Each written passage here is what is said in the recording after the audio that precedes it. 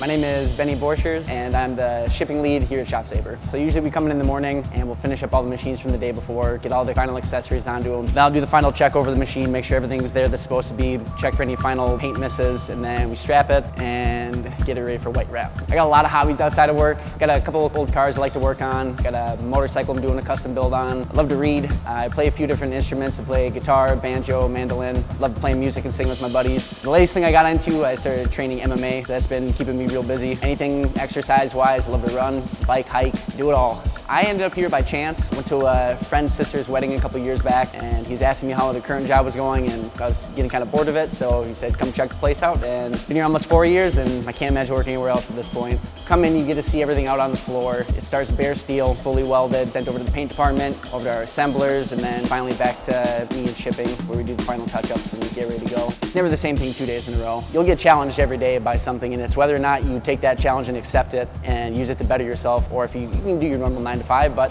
everyone here has wanted to grow and become a better person. People will buy machines from other places and then go through them and turn it into their own, but nobody does exactly what we do here. You can come here and you can see everybody working hard on your machine, and that we're trying to get them out as fast as we can and make them look as perfect as possible.